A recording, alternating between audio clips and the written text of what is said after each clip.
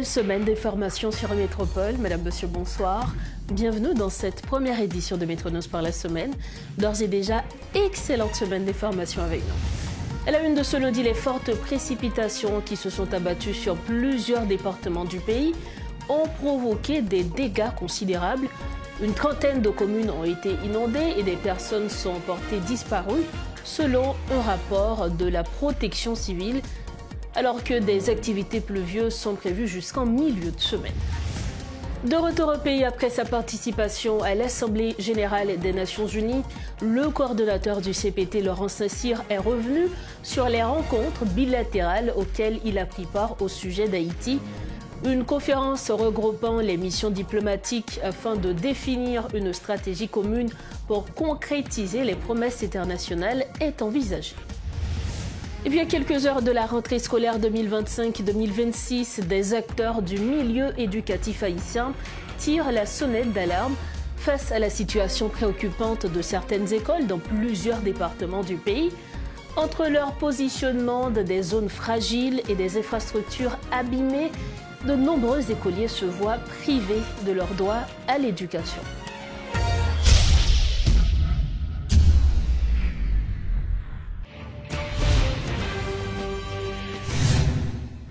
Bienvenue au développement des titres de l'actualité. Pour démarrer ce journal, une personne est portée disparue dans le sud et au moins 30 communes réparties dans 5 départements du pays sont pour la plupart partiellement inondées à la suite des pluies survenues depuis le jeudi 25 septembre 2025, selon un bilan de la Protection civile.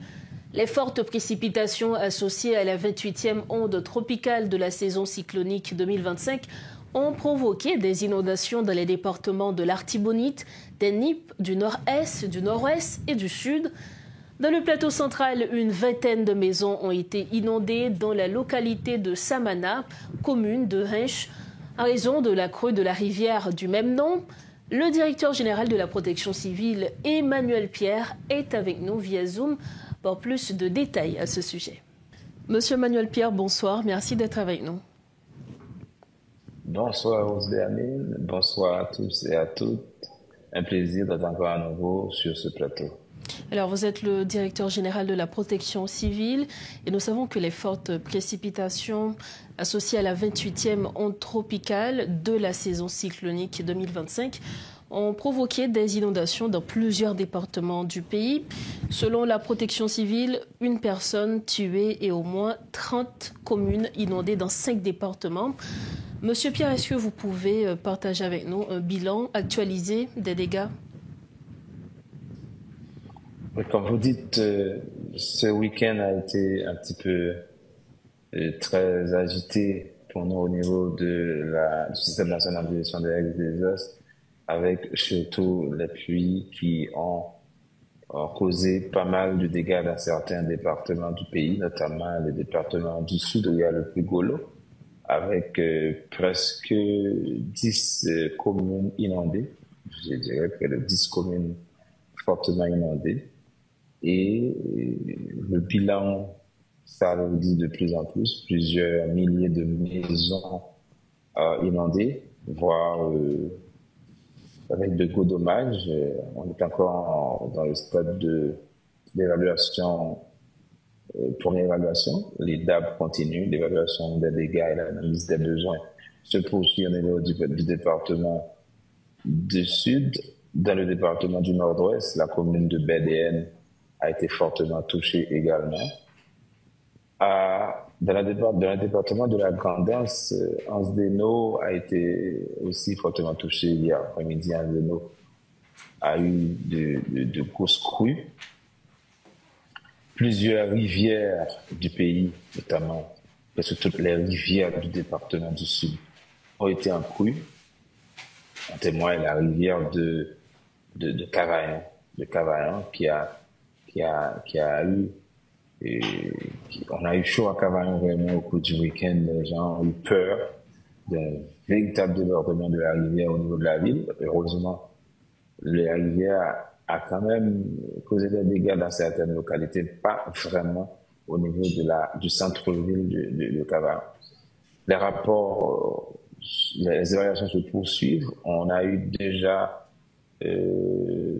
4 rapports de situation qui sont parvenus, 2 du département du Sud. Là, je suis en train de finaliser avec mon équipe le rapport de situation numéro 2, le rapport national, puisque le centre d'opération d'urgence nationale est activé partiellement avec l'air information et analyse et information du public. Maintenant, question pour nous d'apprécier un peu ce qui s'est passé. Mais il faut dire, comme vous l'avez dit, c'est l'onde tropicale numéro 28 qui a causé vraiment ces pluies. Et cette onde tropicale est transformée en dépression tropicale au cours du week-end également.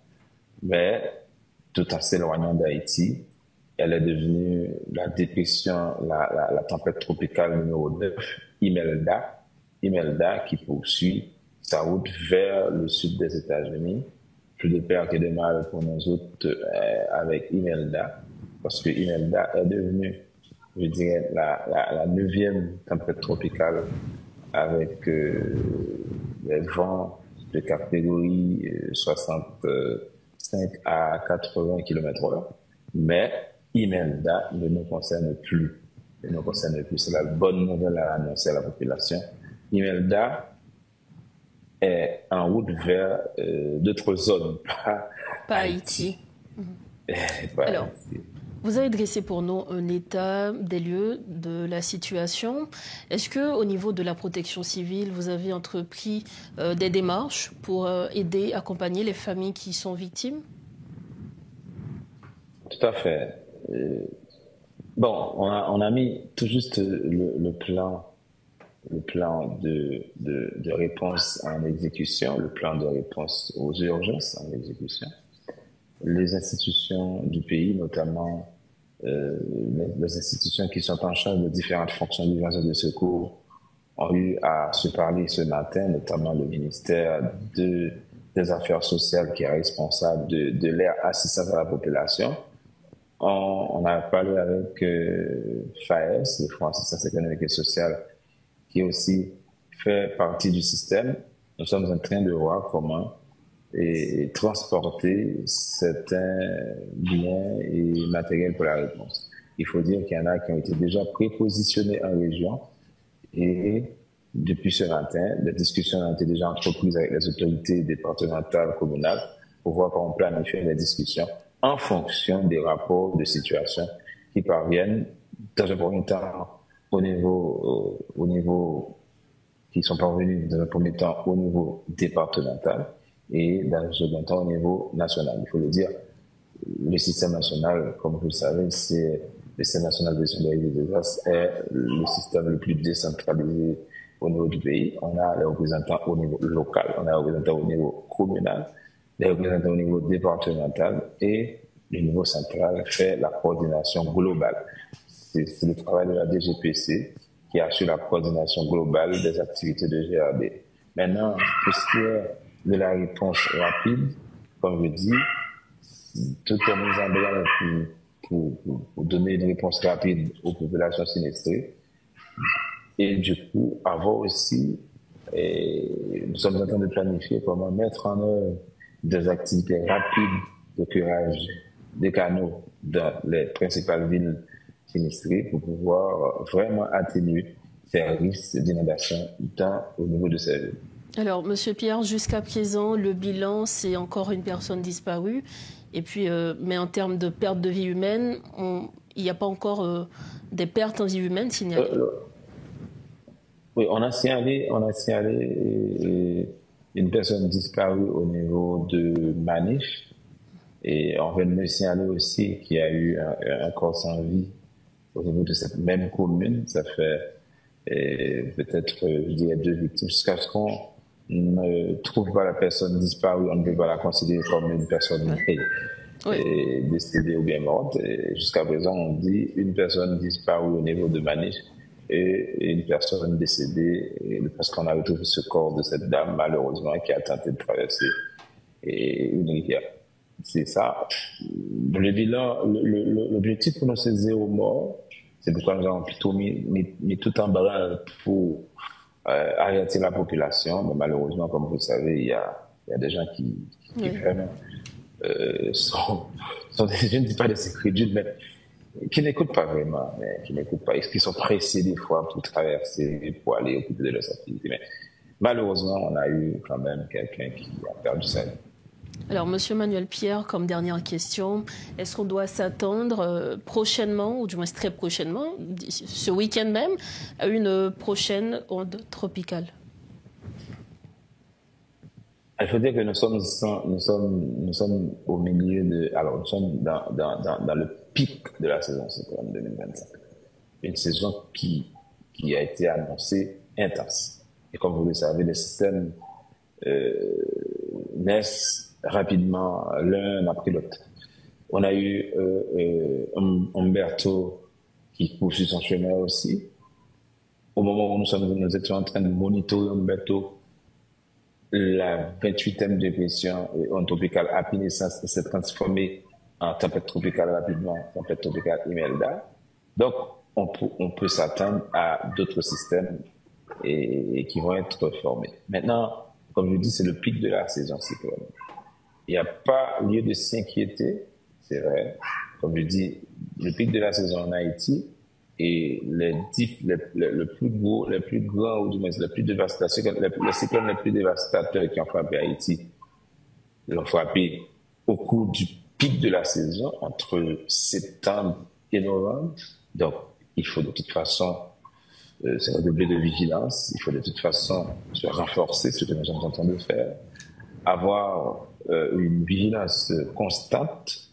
Nous maintenons déjà la surveillance constante à travers les institutions techniques, notamment l'UHM, l'unité hydrométéorologique d'Haïti, pour qu'on ait en temps réel les informations techniques les plus sûres pour pouvoir alerter la population. Ce que nous disons à la population, c'est d'être très vigilant, de surtout écouter les voix autorisées. Les voix autorisées. Certes, il y a des gens qui font le travail, les médias sociaux. Je les encourage à le faire, mais à le faire bien, à surtout donner les bonnes informations à la population. Donc la prudence est encore de mise. Merci infiniment à vous, Monsieur Manuel Pierre. Merci beaucoup pour avoir donné à la direction de la protection civile du système national de gestion des risques cette possibilité de pouvoir communiquer avec la population et surtout expliquer ce qui s'est passé dans certaines régions du pays, notamment la région du Sud, qui est la plus fortement frappée. C'est tout devoir. Merci encore. Voilà donc les précisions du directeur général de la protection civile, Monsieur Emmanuel Pierre. Il était avec nous ce soir à Metro News.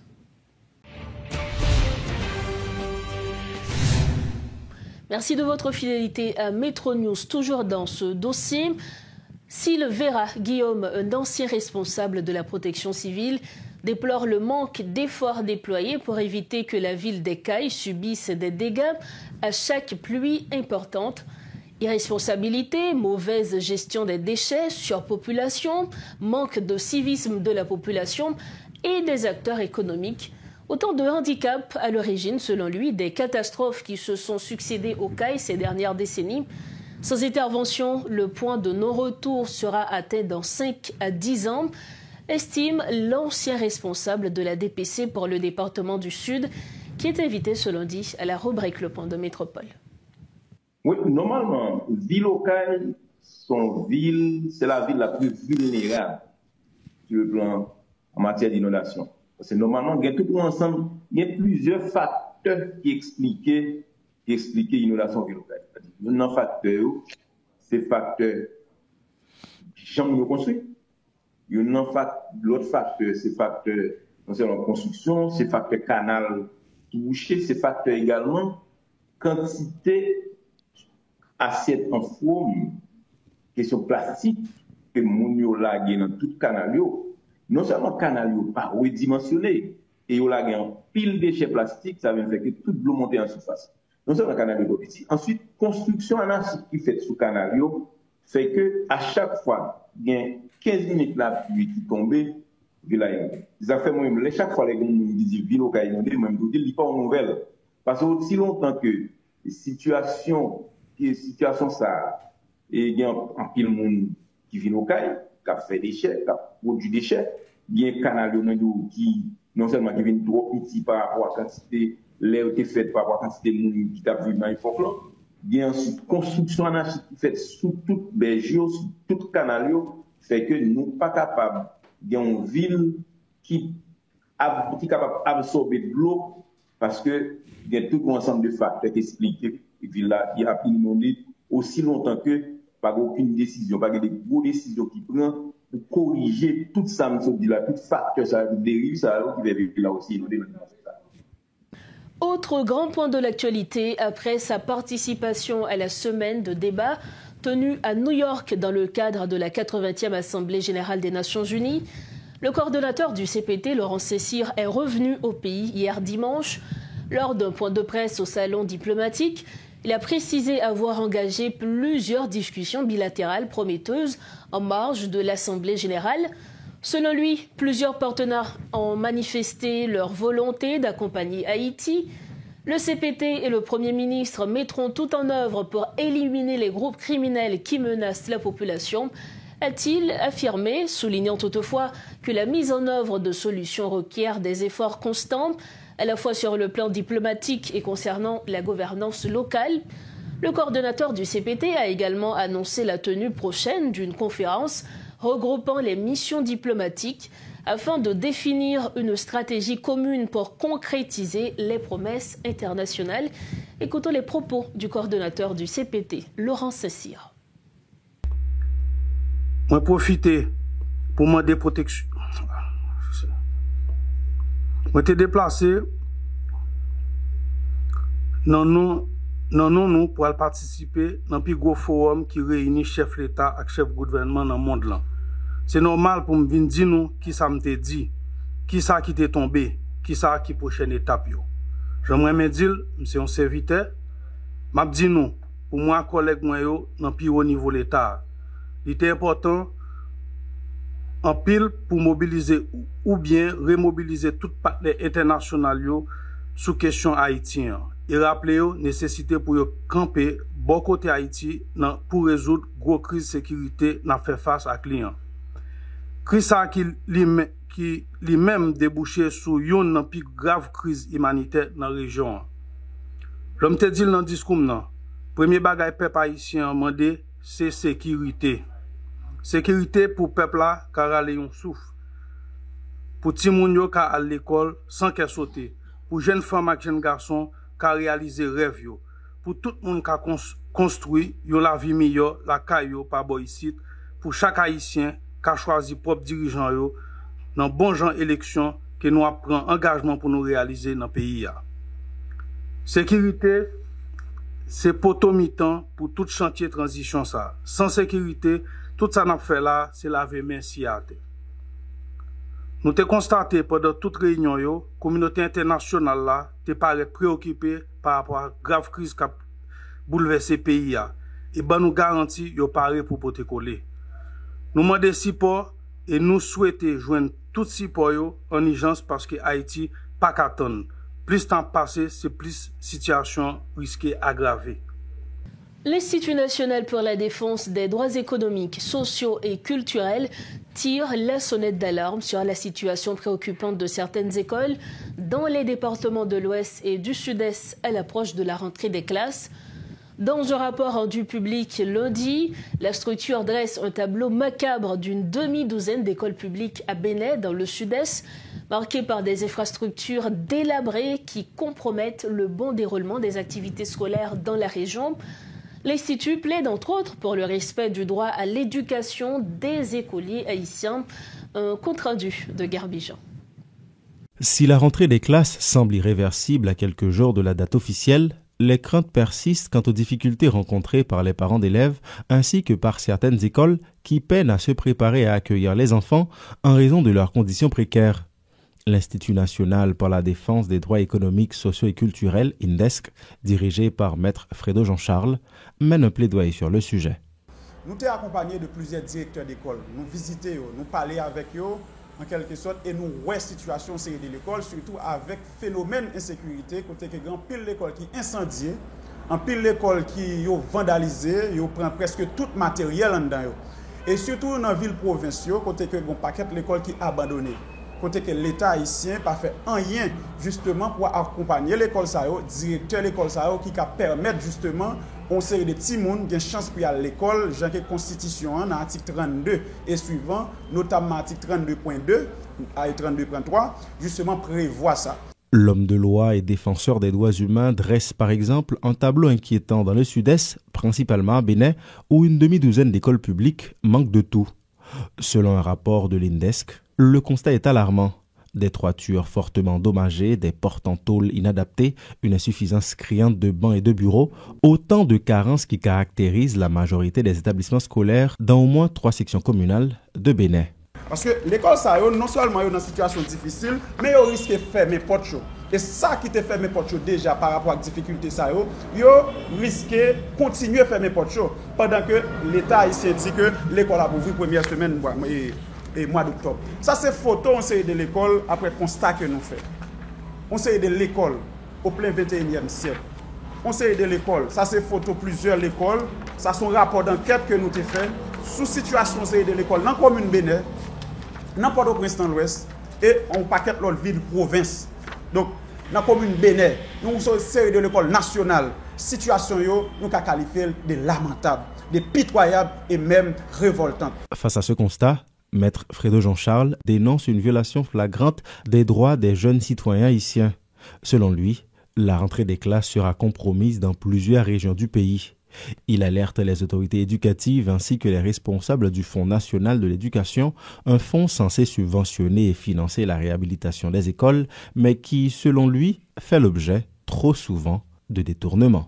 À l'occasion de la Journée internationale des langues des signes, la Fondation Zami Timoun réaffirme son engagement en faveur des droits de l'enfant et lance un cri d'alarme face à la situation critique des enfants sourds en Haïti.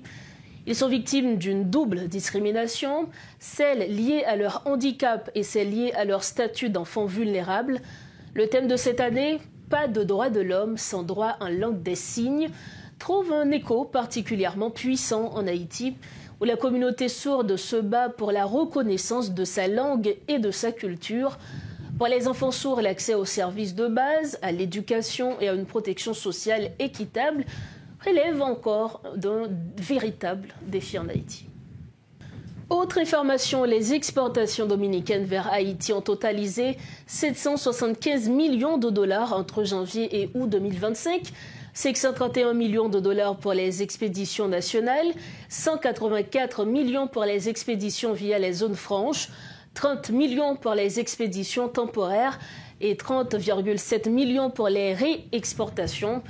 Les expéditions vers Haïti ont représenté une augmentation absolue de 182,27 millions de dollars par rapport à 2024. Les informations du Centre d'exportation et d'investissement de la République dominicaine précisent qu'un total de 1,633 produits dominicains ont été expédiés vers Haïti par l'intermédiaire de 1024 exportateurs de 20 provinces. Nous arrivons au terme de cette édition de Métro News. Avant de partir, le rappel des titres. Les fortes précipitations qui se sont abattues sur plusieurs départements du pays ont provoqué des dégâts considérables.